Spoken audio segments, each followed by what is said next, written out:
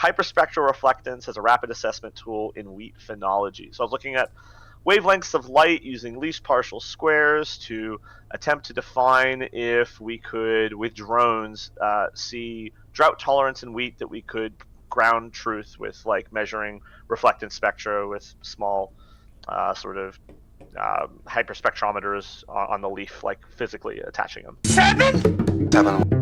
7 million. 7 you. 7.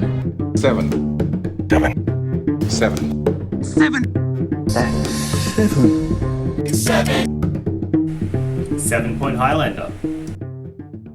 Hello and welcome to 7 Point Cast. My name is Liam and I'm joined by my co-host Mouse. Really excited for this episode. Completely unique guest first for us. If we're going to get an episode which is going to get us in trouble, it's got to be this one. Well, it can't be the first because it'll be the second time I've had a community member on, but we're welcoming Pat onto the podcast. Pat, how you going? Not too bad. Howdy y'all. How y'all boys doing? Very well, thank you. Now, Pat, before we get into it, why don't you just tell us, everyone should kind of know who you are, but why don't you tell us a bit about yourself, how you got into Magic, and a lot of people say Magic the Gathering is their life, but for you it kind of really is your life. What do you tell us about that? Well, livelihood, Livelihood. Yeah. So my name is Pat Hawkins. When did I get into Magic? I started playing Magic 97. I had a local game store. I grew up in Mount Union, Pennsylvania right around then, so I had a local game store down the street at Huntingdon, 15 miles. I'd go in on Saturdays, ruffle through sort of like bulk boxes, and I thought Llanowar Elephant to turn 3 Emperor Crocodile was undefeated in that era. I was playing big green Timmy dummies. I made my first like Prodigal Sorcerer, my Timmy deck with like 4 Prodigal Sorcerers, 4 Razorman Hunters. Like I played a lot of that kind of stuff, real kitchen table style Magic in that era. But yeah, so I get into Magic then, kind of come and go through it through the years. Get really into playing like drafts, like sort of in college. Used to like draft, kind of like go infinite, I guess. Used to like, I remember Zendikar block. I was just raking in money, selling duels at $10 a piece. Drafts in America often in that era were like 12 USD entry, and it was 8-4. So for those who are newer, if you made the finals, you get 8 packs if you won, 4 if you finished second. And you could just take 3 of those packs and redraft the next week. Or one of the places I played at, we had drafts 6 p.m., 9 p.m. Tuesday, 6 p.m., 9 p.m. Friday. So I drafted 4 times a week. But moved to Australia, quit Magic for 3 years, and then I get back into it because my ex-wife had a hens weekend, and I decided to go play Battle for Zendikar pre-release. And so that weekend, I hadn't played Magic in 3 years. I went down to Albury to play at a store called 13th Dimension. And that's where I met Josh, my ex-business partner, and I met a bunch of other people like Brendan Crawford there as well. So I ended up showing up at pre-release. I finished like second out of 32 people on the first flight, and like first in like the second flight out of 16. So I still had the chops at Limited, and everyone's like, oh, this guy's not bad. So, I went out and got burritos, and they chatted with me, and that became like, I lived in Australia at that point for 3 years, and that became a pretty big friend group for me. That was like my first true friends I'd made in 3 years living here. So, pretty big deal. I think that answered really most about of the it. Gathering, isn't it? It is really about the gathering, and now, as I guess, as most people know, I'm a vendor in the space. So Josh and Pat in 2017. Come 2020 with COVID, I lose my teaching gigs at the university, and like my research has to go on hold. Josh decides he wants to leave the business, and I start doing it full time, which is when I start pushing into like doing content, sponsoring, and events come a few years later, but that's when I started like really ramp it up, and it went from sort of side hustle to supplement my working in agricultural research, which is seasonal work, to my full-time job. So yeah, I've been doing this full-time now for a little over 5 years. This is really eye-opening to me because to me, I was like, oh yeah, Pat's the auction house guy on Facebook. So you're telling me, in addition to doing this, you're also an academic. You're also a researcher. Well, I'm a failed academic. Let's be clear, failed. As my old supervisor Sergio would say, I'm a businessman now. Love Sergio. Still try to catch up with him a few times a year. We'll message each other and try to catch up for lunch or dinner. I'll go back to Wagga to see him, as I live in Canberra now. But failed academic. But Pat, doesn't the median academic career kind of always end like crash and burn out? Like there's just so limited spots for academics. Yeah. I mean, I didn't get very far into it, but I don't know. I still love it and miss it. I liked messing around I was using what was my project? Hyperspectral reflectance as a rapid assessment tool in wheat phenology. So I was looking at wavelengths of light using least partial squares to attempt to define if we could, with drones, see drought tolerance in wheat that we could ground truth with, like measuring reflectance spectra with small sort of hyperspectrometers on the leaf, like physically attaching them. So it was like cool. I enjoyed it, but like it was interesting. I'm not nearly as interested buying and selling cards. Buying and selling cards does not fill your brain quite the same way. So. Well, look, the maths background in me recognised the least squares part of that sentence, but the rest of it sounded a little bit. But Liam, from memory, like when you were doing your physics stuff, weren't you doing like light refraction on like complicated surfaces and things like that? On crystal surfaces, yeah, but yeah. So the physics part of me recognised the spectroscopy part of that sentence, but the rest of it went over my head. Yeah. I mean, well, I think that's the fun part of science, like, is, well, like, especially, like, with ag science. I think the thing I really enjoyed was, you're working in, like, field conditions where often your signal-to-noise ratio can mess up everything, right? These are, like, we're working in live environments trying to find, things we can measure, improve that, oftentimes, you have to deal with so many, compounding factors that can kind of ruin your research. So that's what I really enjoyed about it. It was I don't know, pretty interesting, pretty complicated, had a lot of moving parts. So kept my that side of my brain fully taken up, which I enjoyed the feeling of always having something clicking in my head. So. And there was you go, Lane. I was just say there was a phrase you used earlier when you were first speaking. Was it ground truthing? Did I hear? Yeah. It's like so. I think like I speak in two ways, and one of these ways will anger Mouse, and Mouse can always talk about. I speak hyperbolically, and I speak with a lot of colloquialisms and vernacular, which is like probably rare for people who have come from any sort of academic background. But actually, when I went to engineering school originally, they really banged home to us that we needed to make the way we spoke to other people less dry and try to like liven it up and make sure that we were communicating our ideas clearly, because engineering is obviously a very dry field. So yeah, ground truthing is like the term I would use, like colloquialism, I guess, to speak to trying to go out in the field and measure something that you have some sort of hypothetical understanding of, but like you want to measure it in like a field condition. I love this term. I want this to be co-opted into the 7 Point Highlander community. Whenever like new cards are spoiled, it's like, guys, let's ground truth it first. Yeah. Yep. So yeah, it's like a cool term. I'll use a lot of terms like that. I don't even realize I use them. So apologies if I say other shit nobody realizes what I'm talking about. I will contextualize what Pat's saying a little bit about some of our past disagreements.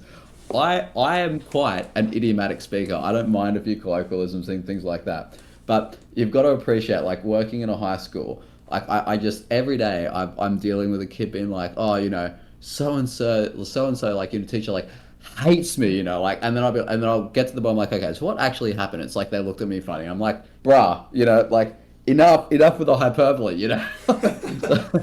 I still listen to screamo and hardcore music. I'm still a little 16-year-old in my heart. Mouse, I hate to break that part to you. Yeah, look, Pat's I'm doing my best not to adopt the student-teacher relationship, working together with Pat and the committee. But look, it is what it is. Pat, what have we brought you here today to talk about? Because obviously it's it's not necessarily a deck, which is our norm, but it might be something a bit more unique and exciting. Yeah, I think you guys want to talk events, right? Like, I'm real passionate. You and I have talked about this endlessly before, Mouse. Like, yeah. And again, it's like part of my, like, I guess, academic brain says, like, I'm really passionate about events. And I guess I got there. I guess I'll start off by saying this for you guys to ask some questions. I've always been really interested in the event space in Magic. I like playing. I'm a former competitive player. I sponsor a competitive team. Shout out Bus Stop. So like I'm really into competitive Magic, always have been. And so like we're coming out of COVID and events are kind of like not good, and I keep talking kind of like I talk a lot of shit about what I think I don't like, or I just talk in general. And people are telling me, oh, like someone eventually that calls me out and goes, well, Pat, you can't say that event sucks. What are you doing? Like, you're not running events. How do you know? And I'm like, oh, like someone called me out, and I'm like, well, that's a fair cop, actually. I'll take that one. So that is when I decided to run the first event I ran, which was Sydney Showdown. I went, okay, I do have lots of thoughts. I am highly opinionated. And you know what? If I'm gonna run my mouth, I probably need to back it up. So So I what did. you're saying is your very first event was really just a hold my beer moment, and Yeah. It was. I was like, you know what? I like running my mouth, so I'm gonna run this thing so I can keep running my mouth. And what I found was a lot of my ideas worked. Like that was the cool thing. I got to like test a hypothesis. Like a few of my hypotheses I got to test at Sydney Showdown. One was splitting the prizing between like door prizes and top 8. I went, hey, let's do random door prizes that ramp up throughout the event. That'll keep people at the event having a good time. Hey, you're 0-2, 0-3. Some people leave an event in a huff. I've had a bad day. Hey, by the way, there's a collector box being randomly door prized the final round. Oh, maybe I'll stick around and have a good time. Oh, I won something. So one of my theories was that. Another theory was like that I guess the care factor the TO shows is super important. So like I'm really invested. I'm a very like I don't know. A lot of energy comes out of me, I guess, as people have come to my events. So I thought, look, like if I do this, like the energy in the room will be the way I want it to be. And I've seen that. Like I feel like my events have a certain cadence to them that is different from a lot of other competitive events. Where like I try to keep it what I call it competitive casual. Where like you're there to win, you're there to have a good time, you're there to like compete, but winning. The fact if you don't win doesn't mean you have to crash out, which I think like when I see a lot of other event structures like where the ultimate prize is like a Pro Tour inviter, that's it, like there's nothing else to play for, people will crash out pretty hard when they don't accomplish it. But like I think like again you have to lead by example, you have to be the change you want to see, like a lot of these kind of like belief structures that I hold. And so yeah, that was what caused me to run my first event. Was just someone calling me out. I do like the door prizing stuff because like it doesn't take much to kind of like lift the mood of a whole community, right? Like the Wollongong team, like not that we're an official team or whatever, but there's usually like a couple of carloads from Wollongong who will make their way to a lot of these events. And it's cool when like somebody brought something cool home. Like I remember we had a mate once at a Canberra, like get like a Wheel of Fortune or something as a door prize. And that was just kind of awesome because we were all like, oh, well, none of us did. Oh, that super wasn't well. my event actually. You're quoting a different event there. So Oh, there okay, you go. but whatever. Like, well, the idea was so good, people are stealing it, Pat. Wow, that Yeah. does happen in this space. but like that's the point, right? Like the rising tide lifts all boats, right? And it's kind of proof of concept of the idea that like it can lift the spirits of not just that one person, but the people who they traveled up with, and we're gonna be like, oh, that was fun, and like one of my theories with it is I want about 1 in every 4 people at an event to get a door prize. The concept being the carload, like the idea being every carload of people should have one winner in it. Like that's actually like kind of how I size it. And the reason being, again, every carload will have one person that got something cool for the event, and therefore every car is full of happy people on the way home. Everyone's celebrating their friend, that kind of thing. So that's like again, like I have a lot of like harebrained ideas, and a lot of them I don't do many things randomly. I guess for the people outside who think I am like a being of chaos or just Pat being super loose, like I am a loose guy, but I'm also like there is a lot of purpose to the madness. Like I do think things through. So that's maybe something people don't actually realize because they usually hear stories about me getting really drunk at events or doing other wild stuff I do. But consuming alcohol at an event? No way. no, but like there is really a method to the madness. Like some of this actually, like I sit there and I brainboard it and do that kind of stuff. Like I still do that. So I think one of the things we probably should clarify as well is that when we're talking about events here, like we're the main thing which you've been working in is these kind of like mid and premier tier events, right? Like we're not talking about like weeklies yet. No, I don't mess around in that space. Like I mostly view my outcome as being able to go into an area and help weeklies get better because you need mid-tier and premier events for weeklies to work. Like there's an ecosystem here, right? Like weekly events will not fire if there's nothing more to play for or strive for. Like there needs to be something on the horizon you look to and go, that is where I'm aiming for. And not everyone is like hyper competitive, but I think everyone likes something to look forward to. You hear psychologists talk about the concepts of needing to have like vacations planned like every year, or like something to look forward to, and then small things every 3 months. And it's just like the way the human psyche works. And so like after I did Sydney Showdown, I remember seeing like leading up to it and afterward, like the Sydney store started, seeing like double their usual attendance for weeklies. They went from, 10, 12, 14 to like 20 plus, 25 plus. And same with once I ran the first Canberra, like Canberra at 7 Point at Jolt was like, it was trotting along at a good rate, but then like numbers started to go up and stay up. And even in WA with like this year with Rationals, like leading up to it, like their weeklies hit all the way up to 30. leading up to it. And I think like again, you need a mid tier, like I view those as like mid tier events to like kind of drive weekly interest, and then your big tier events. The idea is that they should hopefully drive interest around the country or do some other things. I don't know that there's a lot of proof of concept of like Mana Clash or this Black Lotus event. I guess I haven't really tracked it very well, like it leading to bigger numbers all around the country. Like I suspect the Mana Clash led to bigger numbers in Melbourne, and I expect the Black Lotus will lead to better weekly events in Sydney, but I don't know if like it'll lead to better weekly events in say Perth or Queensland or something. I'm not quite sure. But, Yeah. Certainly, anecdotally, like within the people I talk to, Wollongong, like we've got a lot of people coming out of the woodwork who like the Black Lotus event has definitely piqued their interest. So they're like, oh, like, well, maybe I do need to like put a deck together and stuff. And so there's, there is more like it is bringing people in, I think. I mean, then that's the idea, right? I think like it is necessary for the ecosystem to be healthy to have like an apex event, I guess, if we're going to use some like crossover biology terms here, and I think like you need that thing for everything else to kind of filter in under it. And I guess I kind of like when we did the first Mana Clash, because I'd been doing events and I decided I wanted to do something bigger. I went, cool, let's do this thing, and the concept was like again, like I think there are very few people in the space capable of running these big events.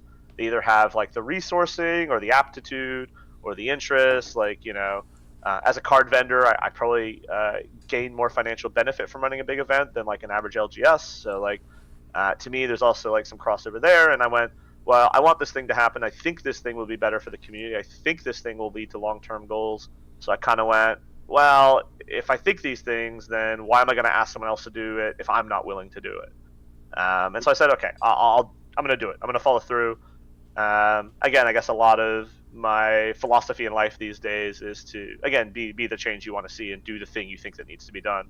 Don't expect someone else to do it. Like, no one's there to save you. You have to save yourself. So, Out of interest, what do you think about the role of like regularity? Because one of the things you're talking about there always being like a kind of mid or premier event on the horizon. I feel like kind of one of the successors of like CanCon, right, is that it's always in the same place, it's always at the same date. And so there's like, people can make plans well in advance of, or they just kind of almost build it into their life. Like it's a habit, I show up to this thing.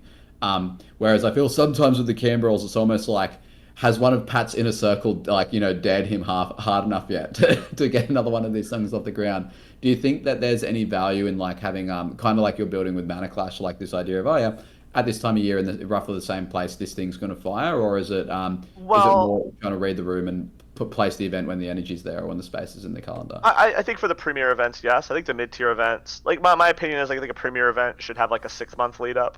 Like I think most people kind of have an idea that when Mana Clash 3 is going to be. Like I guess we've run it 2 years in a row on that date. Like they probably assume it'll be here this third year. Maybe not. Maybe. I mean, we haven't announced it yet. Like I assume we will do an announcement for it, like November, December kind of energy. But I think like large events should get the 6-month lead up. I think mid-tier events, like a 2.5 to 3 month lead up, suffices.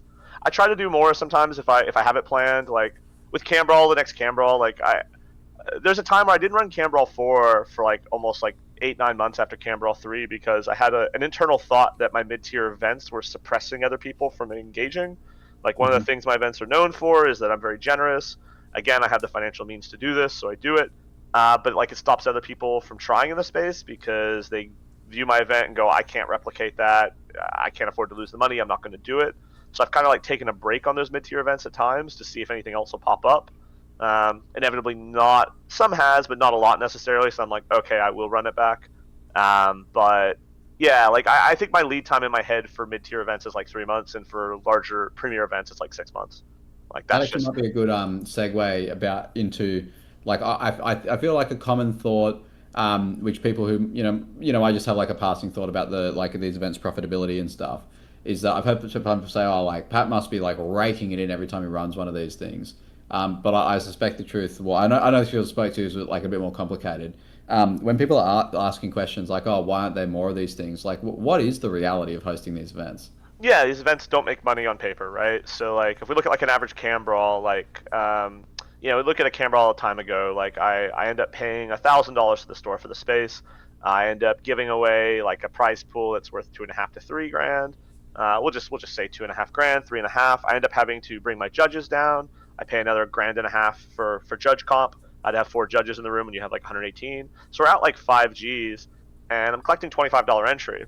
And you calculate that across like 180 people, you're down like 2.5 grand. That doesn't include like any incidentals or any other weird things. But you're starting the day off 2.5 in the hole, and that doesn't include like I'm still hiring my own staff to help work with me and stuff like that. But like one of the issues is people will go like, oh Pat, like you could double the entry fee, and it's like, well I do that, and like I won't get the same number of people.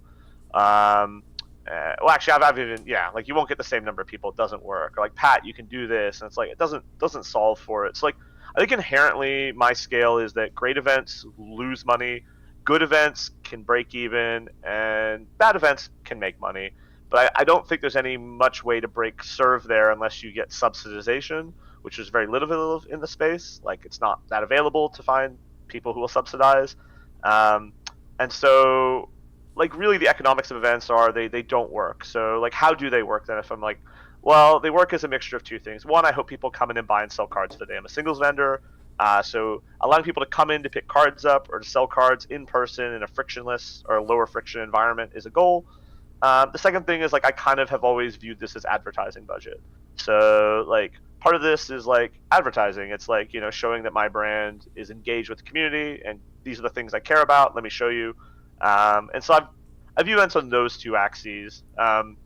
And then like it gets even crazier with the next Canberra coming up because we have like coverage coming in, right? So and coverage to like get all the equipment up there to pay all the thing, like that's going to cost me 10 grand. Like I kid you not, the coverage setup you saw at Mana Clash, as much as you might have loved it, not loved it, whatever how you felt, that's a $10,000 expenditure each time we do it. That's the cost of the tech, renting the equipment, paying talent, everything else involved, like $10,000. So coverage is not cheap. We're bringing coverage up for Canberra mostly because we want to prep it, but like it becomes impossible for Canberra to make money. Again, I'm okay with it, but it's something that like this is why you don't see the things you want. Like I think most stores want there to be events because it leads to better sales for them and other things, but a lot of stores don't want to be the one that has to wear the cost of it. I talked to a lot of store owners privately about this, where I think a bunch of them are like, yeah, we want people to play Magic, but if we could just be the store that like retails and doesn't actually have to support events, like we'd be better off financially. So when you see stores running events and stuff, understand they are not making necessarily a great financial decision for themselves, and there is a tragedy of the commons problem on the loose in this space that is quite bad actually. So I will self-disclose as I'm like one of the bad guys in Pat's ears who was always saying the entry fees are way too low. If I go and see a movie, like it costs me 3 times as much money for like a third of the hours of entertainment. Like I kind of view these things as being like, in today's economy, if you were to go to like, obviously like a Pat event is not quite Disneyland or whatever, but like, most like, hours long or day long entertainment things tend to be quite, like pricey. And I don't really understand why Magic should be different. So all of the people who are penny pinching, I feel free to flock the hate there, but Pat's on your side, keeping them the events cheap and lean to attend. I know Liam, we've talked about like why don't we have the side event sandwich shop, Yeah, I mean, maybe we might be self-reporting, but yeah, like when you say, Pat, that you don't think you'll get the same numbers, what is it that makes you think that the price elasticity of demand is so steep there? well, because I think like you're not accounting for a number of factors. Like I think Canberra locals would still show up at a Canberra event that's higher, but I think Sydney and Wollongong, you have to account for time in the car, prices to drive, potentially overnight accommodation if you're that type of person. Like, and then on top of that, you have to account for people's opportunity costs. Like, I could pay $50 and play this event, or I could just go play cards on the weekend with my friend without playing the event. Like the other thing you realize is as you up the cost, you end up including less like casual players. One of the things that's like really like kind of shocking to me is that the last Canberra got like 118 or whatever it was, and like we only got like 35 less people than Mana Clash 1 or something. Like you're talking about a $25 entry event with a blue duel for first versus a $50 event with 2 pieces of power and a reduction of like 30% of the players. Like it's kind of crazy. But I talked to the people in the room, right? Like you'll never see me at an event like being too far removed. I like to go amongst the people. I like to kiss babies, shake hands, do that kind of thing. And so like I talked to a lot of players. There's a lot of players that like, yeah, like as you up the entry fee to like kind of like support the prizes, like a lot of players in the room know they're not likely to win. So you're kind of like asking them to subsidize the more competitive players. And it's not necessarily like a fair exchange of time and money. Perhaps I misunderstood what you said there, but the entry fee for Mana Clash was like $50 or $60, and the majority $50, yes, $50, and the majority of people like had to fly there. Like only Melbourne were able to just drive. But if you hosted something in Canberra, meaningfully, a lot of people could drive. Like, or the Canberra and Sydney people could drive, and so could the Melbourne people if they wanted to. It sounds like it's a lot more expensive to go to Melbourne, do the Mana Clash, and it's a $50 entry, and you only had like a slight decrease. So wouldn't slight increase? That's my point. Like the one-day event, Canberra event, was like almost had the same number of people in the room for the main event, actually, as you would call it. So doesn't that counteract your assumption that less people would come? The Mana Clash is a whole weekend. It's a whole host of other things, right? There's socializing outside the event. There's, there's a team event at the last one. There's side events. There's everything else. I think the two are they're little apples and oranges. So I think when I'm trying to compare the two, I need to be careful not to say they're the same thing. Mm-hmm. But I think what's worth noting is the engagement with the main event of each, if that makes sense. Mm-hmm. Because keep in mind at Mana Clash, there's also a command zone and other things going on. But it is worth mentioning that there is something to be said that I think what people would want from a cam brawl potentially that had a higher entry fee is other things going on, potentially a second day, maybe at that point you could argue for a higher entry fee because you have a second day, so the travel costs make more sense or something like that. But I think these things, I'm very cautious with these things, and I'm very as a former competitive player and as someone who, again, has a lot of complaints with some of the existing systems that aren't my own that I see, I'm very cognizant of these things and self-aware, so I try to do my best, and I can afford to run these events at these prices because players are generous enough to choose to engage with my business enough to allow these things to succeed. So yeah, fair enough. There's could you tell us a little bit more about the target market, the way you separate out the types of players who attend your events? So you mentioned the competitive and casual, but could you put some more detail into that? I don't know that I actually have. We've in the past done profiles for people who engage with my auction page. I don't think I've ever done profiles. When I say do profiles, you're trying to come up with archetypes of these are the characteristics of this group of consumers. It happens in marketing. A friend of mine who does marketing has informed me on this process, but I don't believe we've ever done it for events. I kind of I don't know that if my events were flailing about miserably economically that it would change my opinion. Events for me have become a space that I'm just gosh, a little bit of a zealot on, actually. It's become it's not very pragmatic, anything I do with my events. This is very much my cause celeb, and much you two with your absolute love of the card Mental Misstep. This is kind of my cause celeb, and so I don't know oftentimes that I spend a lot of time trying to quantify some of these factors. I just go into a room, is this thing doing what I want it to do? Yes or no, and so be it. So yeah, it's a little bit different. But yeah, so I don't actually, I couldn't tell you. I think there's casual players, there's competitive players, there's people dragged along with their friends who wouldn't go if their friends didn't go, probably. Absolutely. The party going as a group is a huge thing, I think. Yeah. I mean, it's the concept of team. Although, interestingly enough, with team events, you almost always see a reduction in the amount of players who do the team event versus the singles event. So even though conceptually you think the team event should lead to higher numbers, the friction required of having a team is greater than the benefit of dragging your friends along, if that makes sense. I think you need players modular 3. Yeah, I think the team events are a pain, right? Because if you want to go up with a group of friends and you're nominally you of course you want everyone to go well, but you kind of know that not everyone's got access to all the cards they want, not everyone's putting the same amount of effort, and it's kind of good knowing that ultimately I'm only responsible for my own performance, but it's a massive feels good if one of my friends does well. It's very different when the success of your team is in your friends' hands. Then it's then there's just more room for tension and stuff. So to me, it's not that surprising that the individual. No, but I've definitely heard privately people go they think a team's event because you're playing with your friends will bring more people to the event, and I'm not sure that I've ever. It's an interesting someone says it out loud and I go, I understand why, but it just doesn't work that way, actually.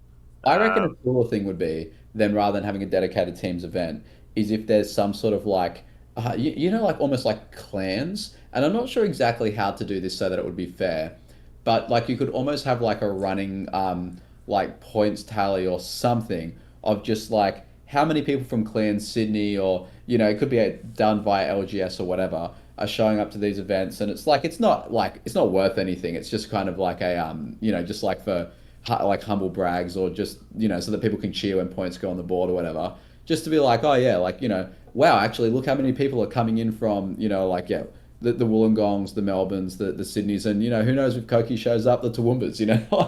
Well, I mean, there used to be at like the Pro Tour level in Magic, like there used to be they would keep track of team points, right? And there was like a team, like two top teams would play off against each other every year, and so there's been some concepts around that. I think the problem with those kind of things, there's two main problems to me about them. It's like everyone has like I think when I talk to a lot of people have grand ideas about like complicated like sort of tournament and prize structures. Like I think one of the things you always hear about is like, oh, what about like an open that you run around the country? And it's like logistically and effort wise, it never works. Like that's why I try to run very clean 1 day events or clean.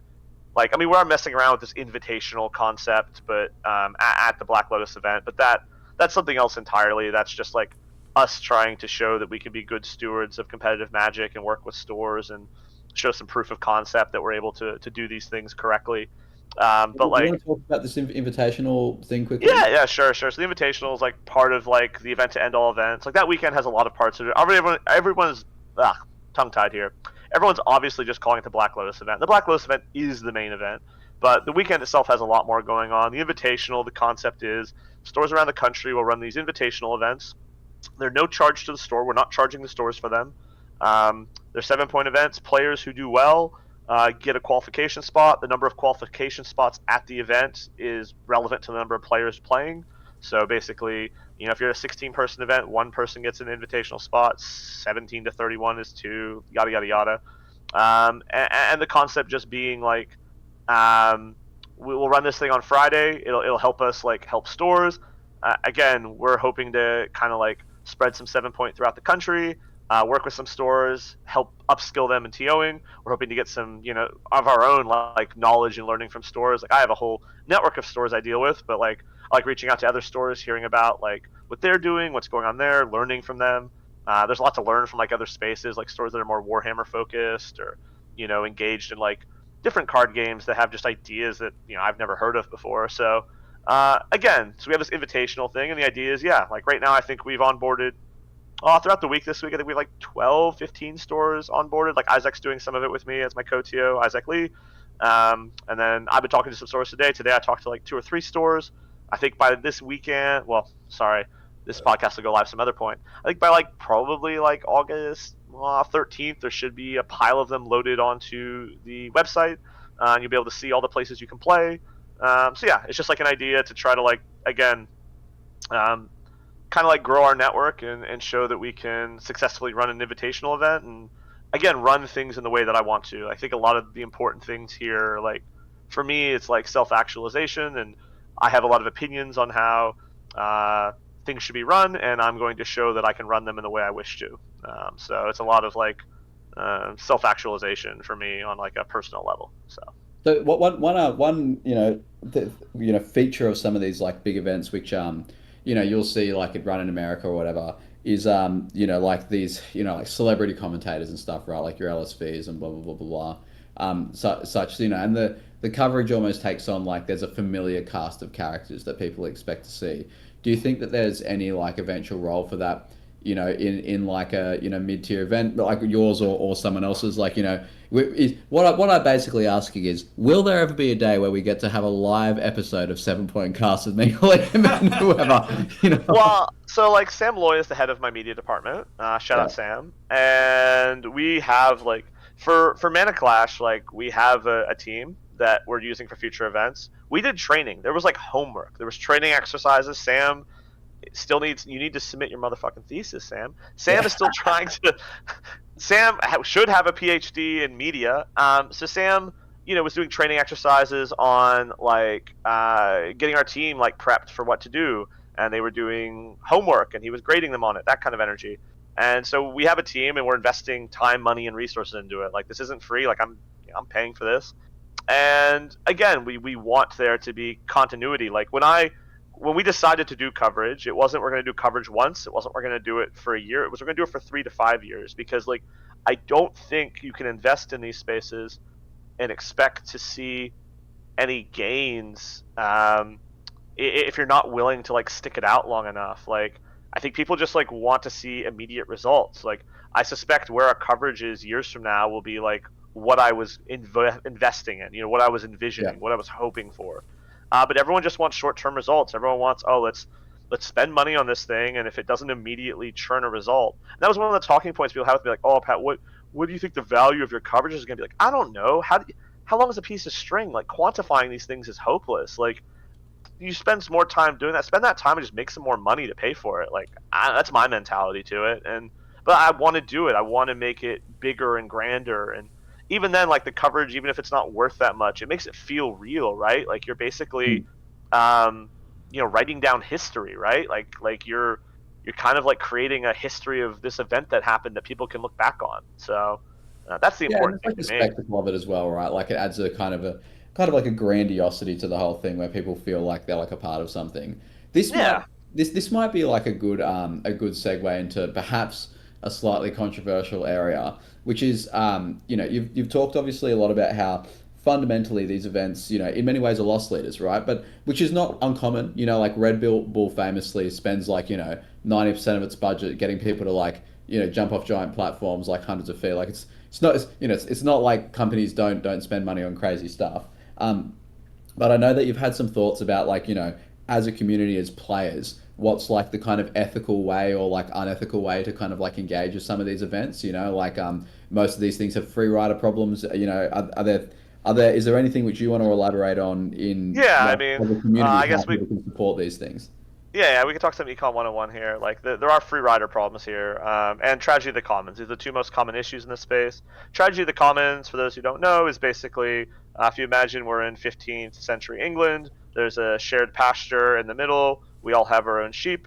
It's in everyone's best interest to go in and take their sheep and have them eat all the grass to fatten them up to sell to slaughter. But when you do that, other people can't feed their sheep and they suffer. So everyone's like, I guess, selfish decision, while it makes the most sense for them as Homo economicus, as like, a rational human consumer, in this case producer, the net outcome of everyone making the selfish or correct choice for themselves, as we call it in economics, ends up being a bad outcome. So basically, we have to create systems that kind of like govern that people have to like share resources. And so like, there's a lot of that where like, again, the person running the event, like, everyone can benefit from it. Like, anyone who sells singles in the space benefits from an event I run by virtue of like people. There's more card demand out there.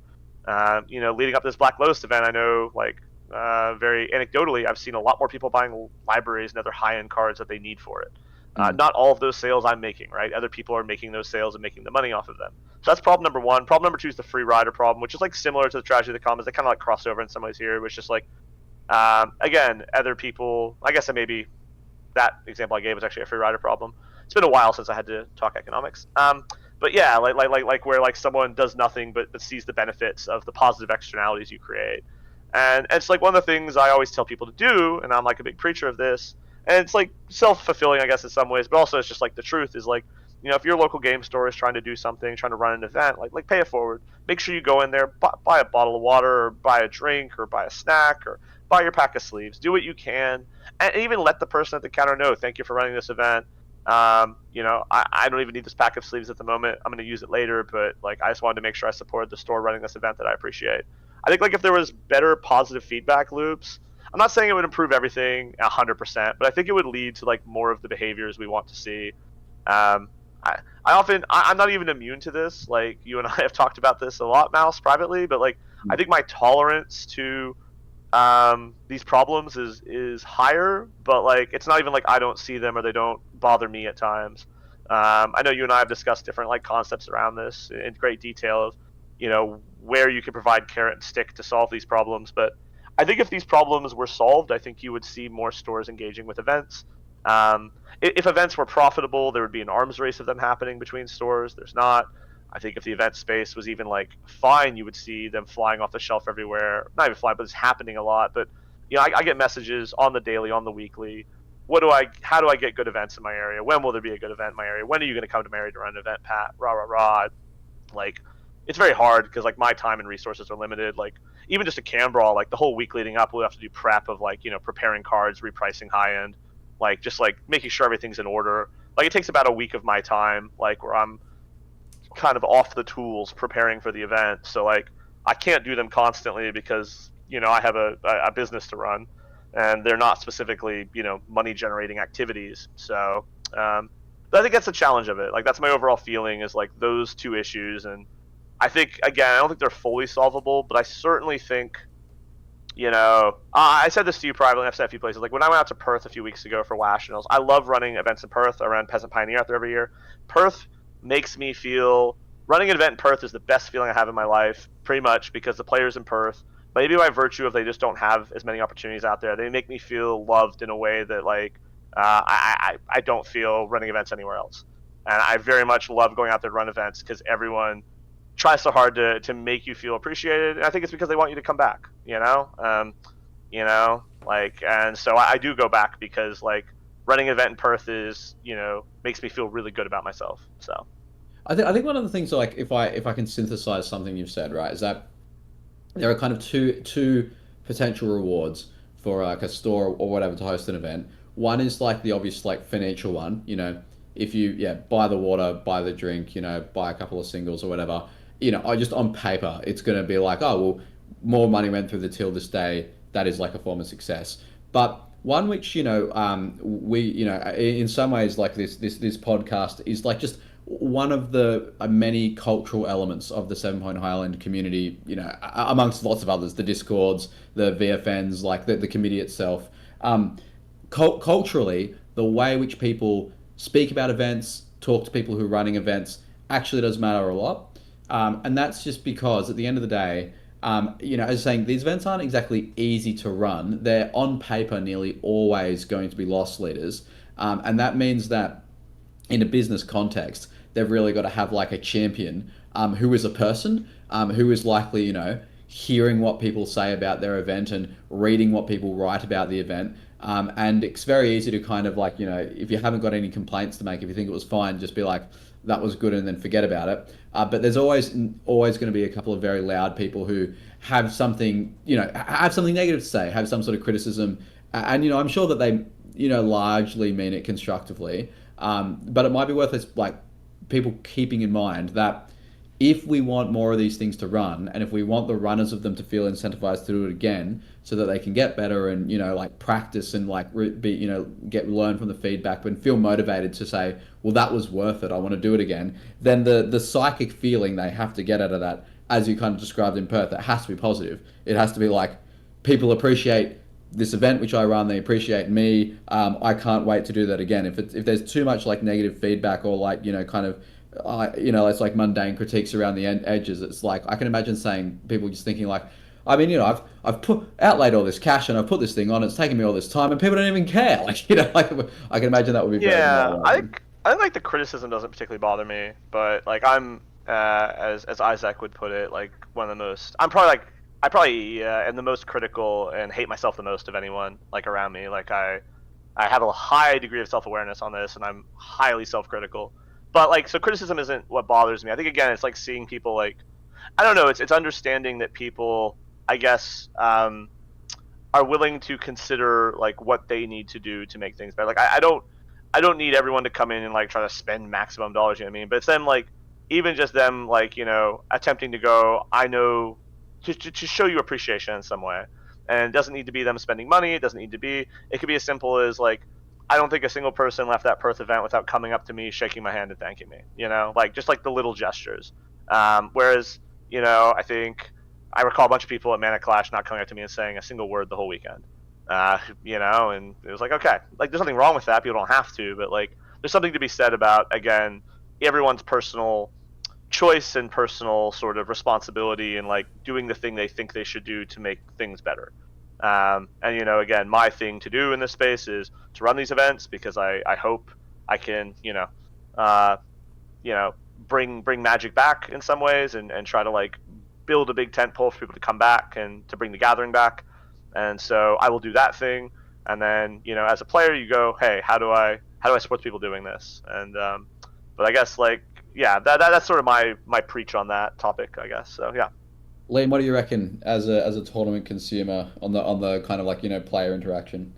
Well, yeah, I'm a little bit different of a person who goes to tournaments. Like I really like going to big events. I don't much care for the prizes because it's unlikely that I'll win them, and I'm happy to pay a little bit more if it means that you go to a big event to do it. I try to exercise some of the ethical consumerism there. For example, when I go to the game store, I always ask if they have pink sleeves because it's the only sleeves I own. And when they finally get it in stock, I'll buy it off them even if I don't need it. But yeah, I wonder if how do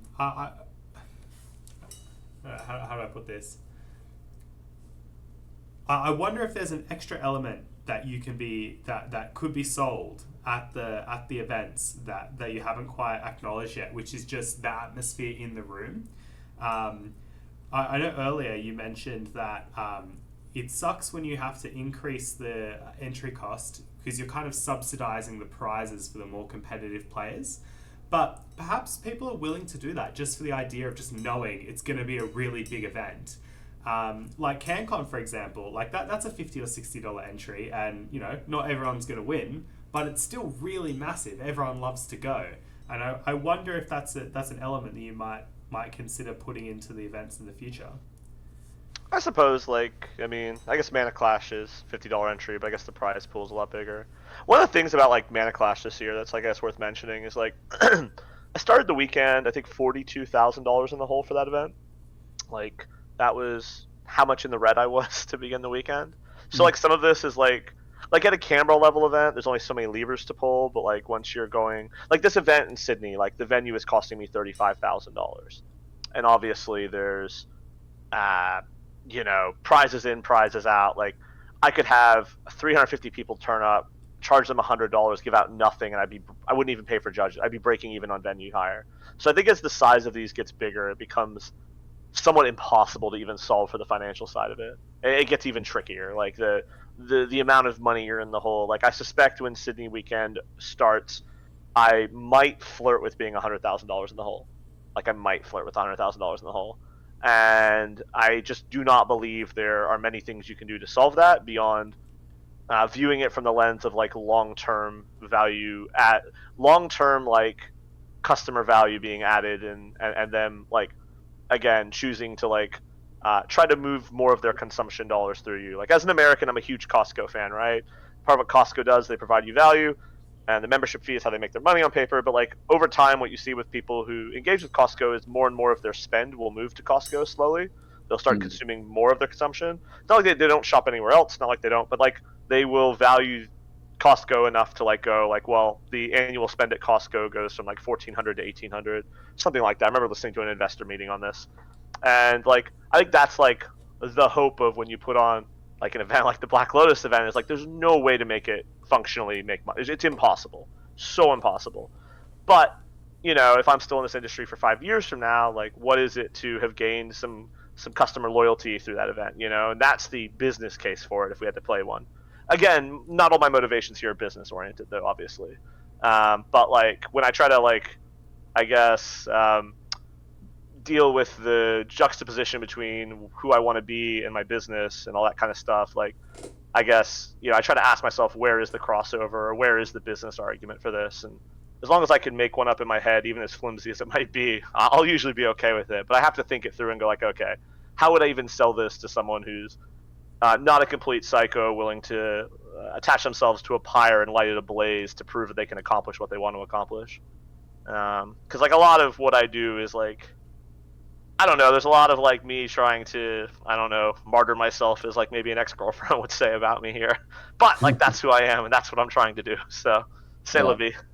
Well, look, that seems like a pretty good note to start wrapping on. Sure. So hopefully people really enjoyed hearing a bit of a kind of peek behind the curtain and what kind of goes into these things. And yeah, having a think about what we as players and stuff can do to do our bit for these events. We usually conclude with a few quick questions. which Liam, I hope you don't mind, but I've got one which I've got to ask. It came to me when Pat was talking about the auction site earlier, so I might, in uncharacteristic fashion, lead off with a quick question of my own. Hit it. Pat, you said that you were doing profiles on people who were doing auctions.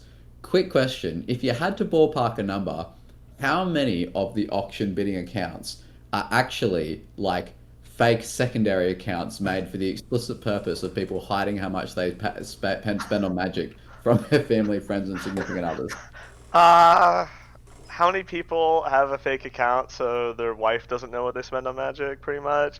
Yeah, there's like a few dozen I can think of. To be Yeah, honest. that's so good. It's a few. It's a few. Wow. Oh my god. Well, look, I was going to do, instead of quick questions, I did just want to induce a patented Pat rant. So if we were to Sure. take off the moniker of being a committee member, just unleash for us at the moment what's like your hottest take on a pointed card that you think people are going to get really angry about. People get angry about it, or just my hottest take? My hottest take right now, which will anger. Oh, no, anger Mouse. That's okay. Nether 0. I never wanted it to go to 1. Like the committee agreed on it, and I did agree to it. Let's be clear. But I philosophically was not a Nether Goyf to 1 enjoyer. I think controlling the color pie on black is a little more of a complicated task. I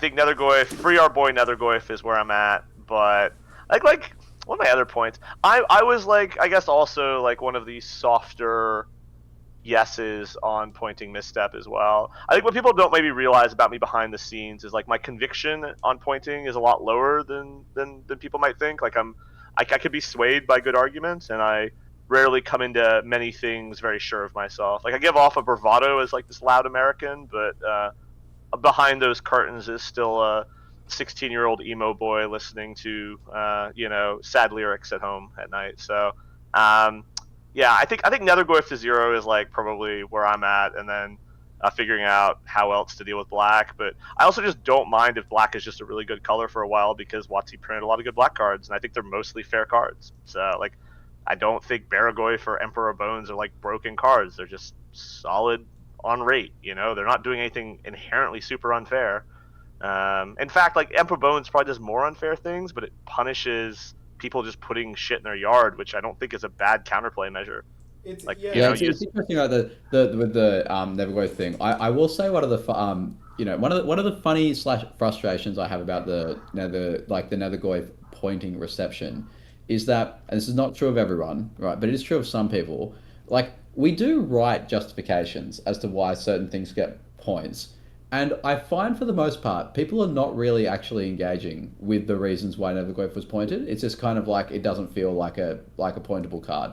And I get it. Like there's certain this is much to Liam's chagrin. I'm really trying to like introduce this concept of like qualia into the the vocabulary of you keep using this word, Mouse. Yeah, but it speaks to, I think, exactly what's happening, which is just that the vibes aren't there. Like there's something about a card which, it's just the experience of playing with it, playing against it, the way it looks, like this, everything about it. Some cards really look like they're worth points. Like, whereas, for example, I think if there was just a card which was like a single black pip for a 5/5 with no other stats, nothing else, I think that card would almost undoubtedly on power level be pointable, but nothing about it looks that insane. You know what I mean? Like, even to the point if it was like a common. So yeah, there's I don't know. I think there's a certain amount of that going on. But I do wish that people would like engage with it with the written reasons, like like the types of removal. No, but I mean, we always have to tell Magic players to read the cards as well. So I don't know. I think you should understand this. I'll say one other quick thing. One of the things which I do find funny about the Nethergoy pointing is that, so Jim, right, who posts in the public points discussion, normally, Shut up, I'll stop. Yep, normally I would say Jim's posts are actually quite well thought through, quite well written, and I do like read them and consider them, even though I commonly disagree with the things he writes. I've found that this Netherglobe pointing has even reduced Jim to like memeing and like rotating the vibes chat. I'm like, okay, if this pointing has like triggered Jim so hard that he's like joined the rest of the shit posters, maybe there's something to it. Well, I mean, I think it's also when you have the mob on your side, it's pretty easy to pick up a pitchfork, right? Like, Yeah, that's true. what's the? I don't know. There's like a famous quote on this. You guys keep hitting me with any quick questions you have. I also just want to do some shout outs at the end once we get there, as an FYI. Yeah, 100%. Liam, what's the next quick question? Oh, no, that was it. I said in lieu of quick questions, we'll do yeah. try to induce. Wait. What's the actual hot take or the make people mad take then? Well, I was making you mad. The hot take was Nethergoyf. Because like we both had this talk about whether we should be talking about like that we have.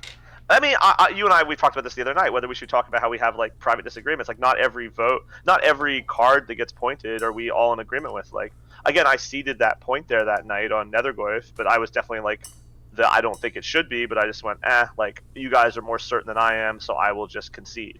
That was like the energy to it. I just felt like you were more conviction oriented than I was on the cards, so I was like, okay, cool, we'll do this. Yeah. Which again, like I don't know, like maybe it's not a hot take. Maybe it's not that hot.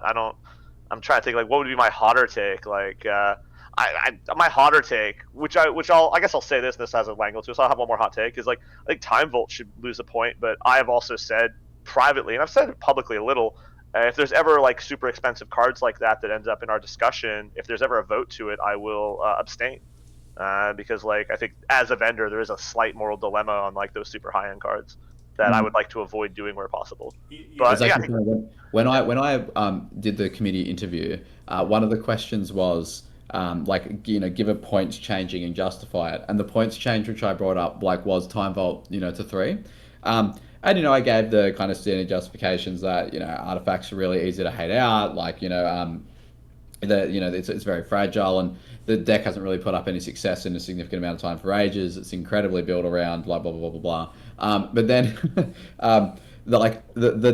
literally the day of or the day before the interview, like some fucking Queensland tournament comes up and like a guy with like 4-color Breya Time Vault wins it. I'm like, well.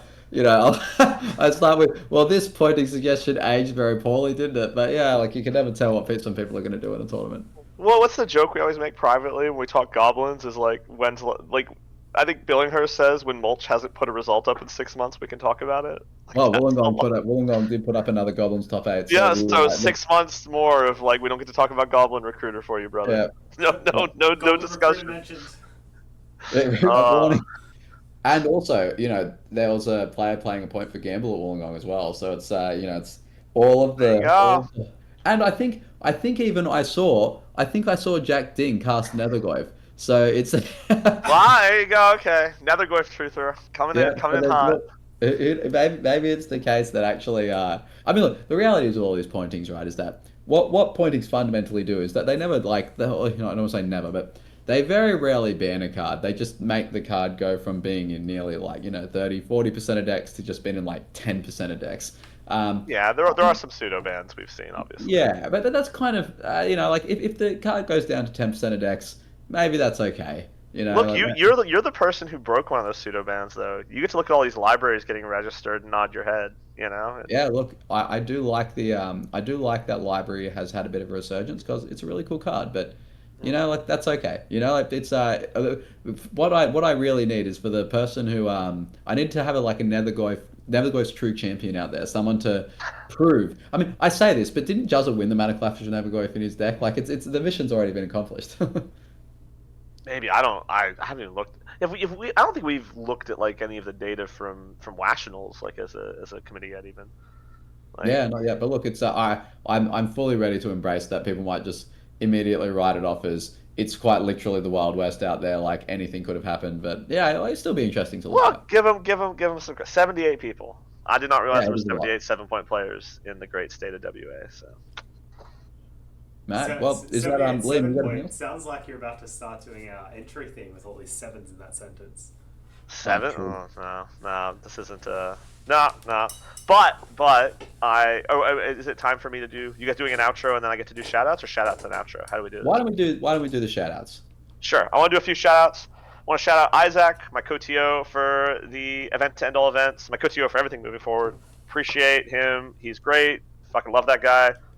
So yeah, you'll see him if you want to contact him as a store owner, listen to this, or someone else. For the Invitational, he's also helping with that. Shout out Sam, head of my social media. Love him too. Shout out my team who helps me in the office every day. Dylan, Georgia, Ed, DJ, Riley, Gideon, them. Shout out AIE and Amy at AIE, who's awesome, who's my distributor choice for Magic. You wouldn't see me being able to sell large quantities of cards. If not, I will have some of them down at the Win a Lotus event in hopes of them helping sponsor things next year. So I currently get like almost no sponsorship dollars for any of the events I run, but we're going to try to raise a little bit of money now that we think we have proof in what we do. And otherwise, yeah, like a shout out to the community and everyone who helps me out. A lot of my friends who I talk to about this stuff who have to hear me moan or just give me advice or just help me be the best version of me. Like Ed Nurse comes to mind as someone who, I really appreciate everything he does, and the Bus Stop Boys and everything else. So thanks everyone who does come to my events or listens to me ramble or sees me out in a drunken night or buys some cards or who hates my guts, because by God, if you're shitting on me, you're also motivating me to do more. So thanks everyone. All right, well, guys, if you enjoy listening to 7 Point Cast, you think that you might want to come on, as you've can probably tell in this episode. While we mostly talk about decks, we are also up for just having a chat about the format and the scene more generally. And if you've got something to contribute and you think it would be a good fit, please message Liam or I or approach us at a tournament. We're always interested in hearing, getting more guests.